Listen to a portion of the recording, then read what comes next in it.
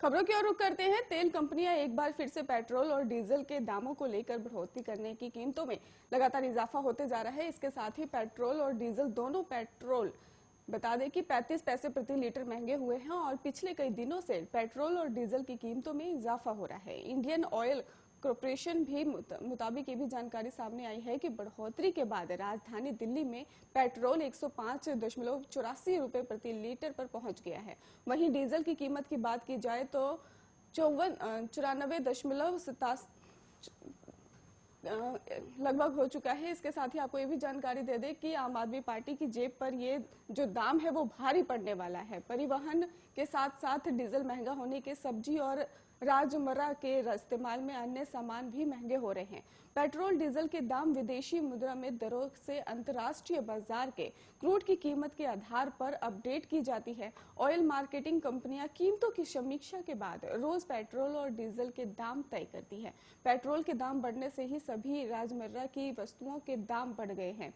माल भाड़ा बढ़ने से ही चीजें आसमान के भाव छू रही है और इसके साथ ही गौरतलब ये भी बताया जा रहा है कि साल वैश्विक स्तर पर कच्चे तेल के दामों में भारी गिरावट के बाद सरकार ने पेट्रोल और डीजल पर शुल्कों और उपकर में भारी बढ़ोतरी की थी। इससे सरकार के राजस्व संग्रह में भी काफी वृद्धि हुई है और इस समय देश में पेट्रोल 100 रुपए के पार हो चुका है। वहीं कई राज्यों में डीजल भी शतक लगा चुका है।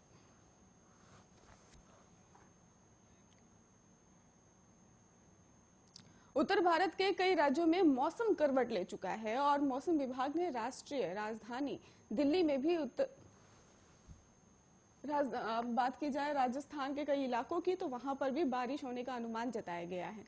राष्ट्रीय राजधानी के कुछ इलाकों में आज सुबह ही हल्की मध्य बारिश हो रही है और दिल्ली में भारी बारिश को लेकर भी मौसम विभाग ने ऑरेंज अलर्ट जारी कर दिया है, जबकि अगले 2 दिन हल्की से मध्यम बारिश होने की पूर्वानुमान जताया गया है। मौसम विभाग ने दिल्ली, गुड़गांव और गाजियाबाद, नोएडा, मोदीनगर, इंदिरापुरम, नाजीबाबाद और शामली, मेरठ, मुजफ्फरनगर, किठौर, अमरोहा, बिजनौर, हापुड़, भिवानी, रोहतक, पानीपत और आसपास के क्षेत्रों में गरज के साथ हल्की बारिश की और तीव्रता की बारिश होने का अनुमान जता दिया है।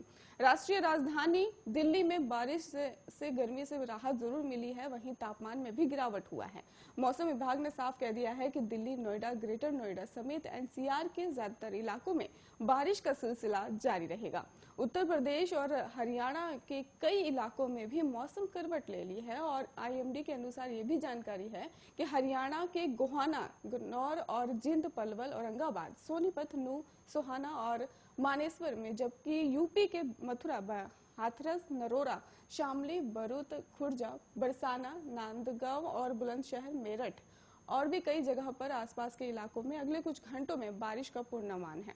इसके अलावा राजस्थान के कई जिलों में भी बारिश होने की संभावना जताई गई है।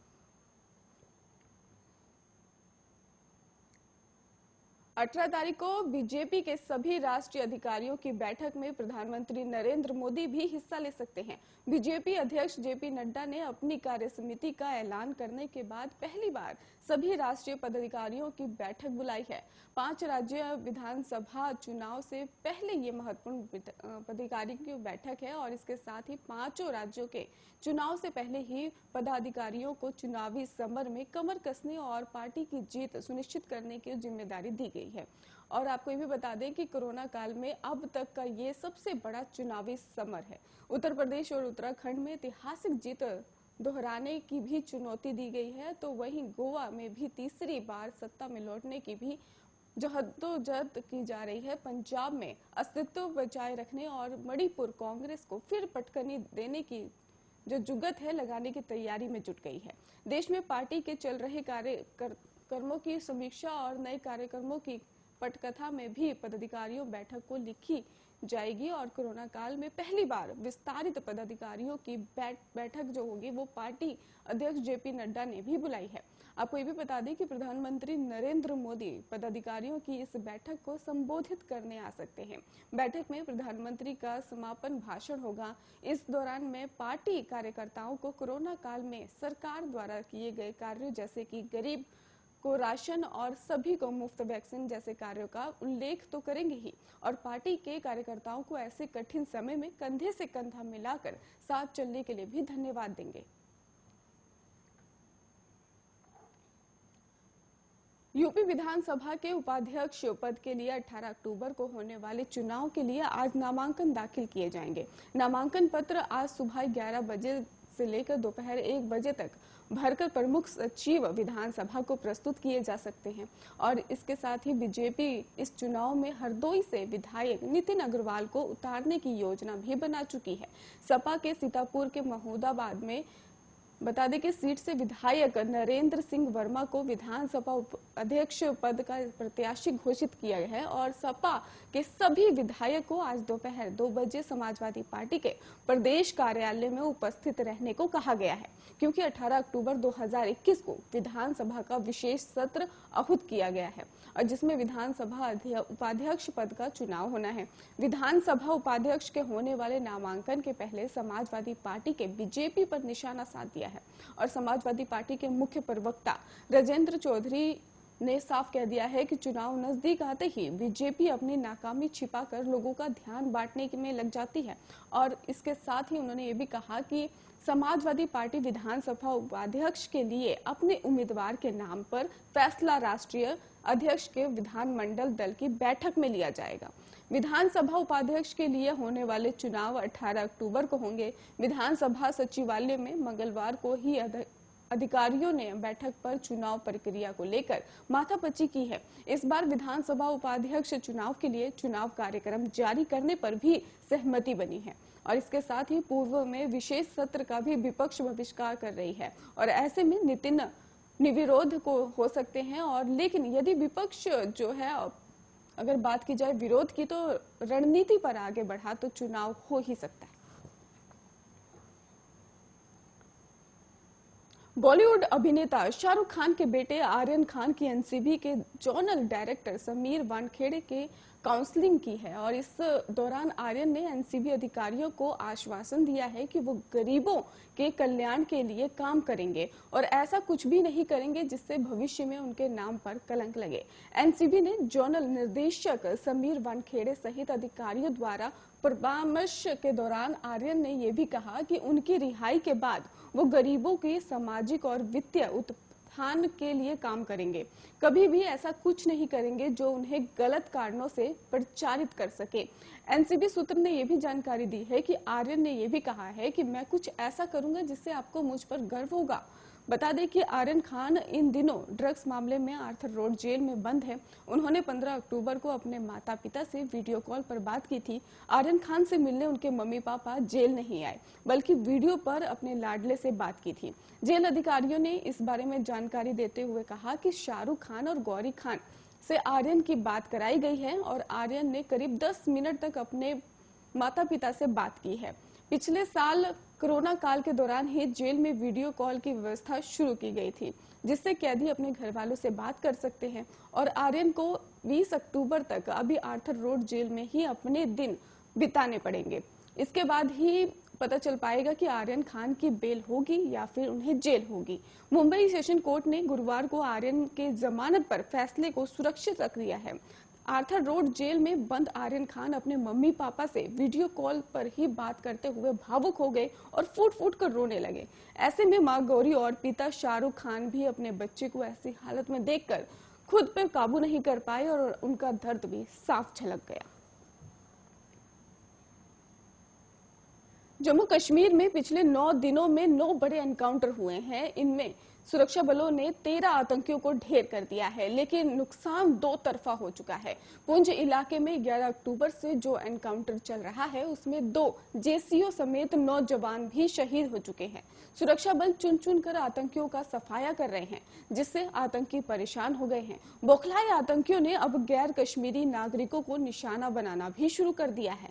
शनिवार को बुजदिल आतंकियों ने 2 नागरिकों की जान ले ली है और सागिर अहमद सहारनपुर के रहने वाले थे, जिन्हें आतंकियों ने मौत के घाट उतार दिया। वहीं अरविंद कुमार बांका के रहने वाले थे, जिन्हें आतंकियों ने गोली मार दी। दोनों ही परिवारों में अब मातम पसरा हुआ है। परिवार का रो रो कर बुरा हाल है। पुंछ और राजौरी में 11 अक्टूबर से आतंकियों के खिलाफ ऑपरेशन चल रहा है। इस ऑपरेशन में अब तक 9 जवान शहीद हुए हैं। 11 अक्टूबर को एक जेसीओ समेत 5 जवान शहीद हुए थे। 15 अक्टूबर को 2 राइफलमैन भी शहादत हुई थी और इसके बाद शनिवार को एक जेसीओ और एक जवान का शव मिला था। 5 जवान डेरा गली और 4 बिम्बर गली के शहीद हुए थे। और LOC से सटे पुंछ के जंगलों में भी सुरक्षा बलों ने कुछ आतंकियों को घेरा भी है और एक ही दिन में अगर बात की जाए तो महज कुछ घंटों के भीतर ही 2 गैर कश्मीरी नागरिकों की हत्या के बाद सियासत भी तेज होती हुई साफ नजर आ रही है। उमर अब्दुल्ला और महबूबा मुफ्ती ने भी गैर कश्मीरियों की मौत पर शोक तो जताया है, लेकिन लगे हाथ इससे सरकार और सुरक्षा बलों की नाकामी भी जता दी है। हालांकि सुरक्षा बलों का दावा है कि आतंकियों की पहचान हो चुकी है और उन्हें जल्द उनके अंजाम तक पहुंचा दिया जाएगा। रही बात राजनीति की तो उससे फर्क नहीं पड़ता। सुरक्षा बलों का संदेश जो है वो साफ है, स्पष्ट है कि आने वाले दिनों में आतंकियों के खिलाफ ऑपरेशन जारी रहेगा और इसी तरह उनका सफाया होता रहेगा।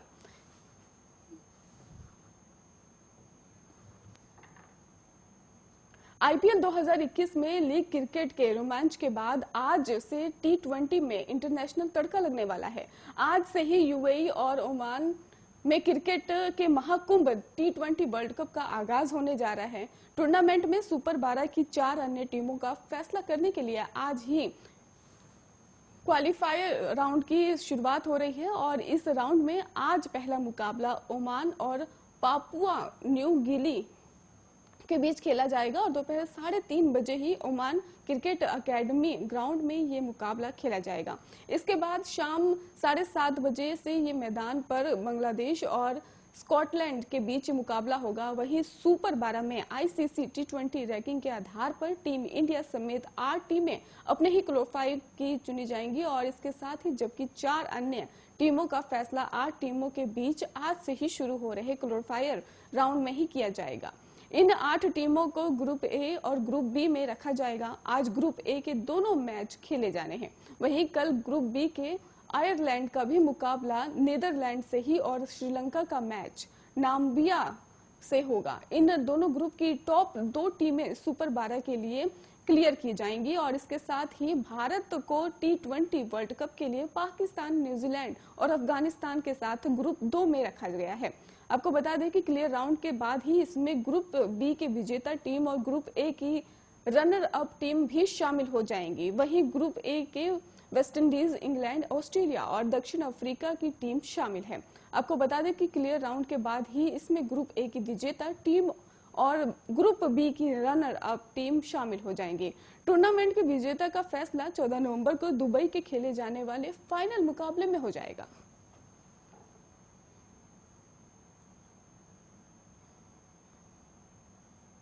दिल्ली हरियाणा के सिंघू बॉर्डर पर किसानों के प्रदर्शन के एक स्थल पर एक दलित व्यक्ति को पीट कर हत्या करने के मामले में शनिवार रात को ही आरोपी निहंग को हिरासत में लिया गया है। इन्हें सिंघू बॉर्डर से पकड़ा गया है, पुलिस ने ये जानकारी दे दी है। इससे पहले शनिवार शाम को ही एक अन्य आरोपी नारायण सिंह को अमृतसर से गिरफ्तार किया गया था। सिखों के निहंग से संबंधित नारायण सिंह को अमृतसर ग्रामीण पुलिस ने अमृतसर जिले के अमरकोट गांव से गिरफ्तार किया था। वहीं इस मामले में शुक्रवार को आरोपी निहंग सरबजीत सिंह को भी गिरफ्तार किया गया है। दरअसल सरबजीत ने खुद सरेंडर कर दिया है।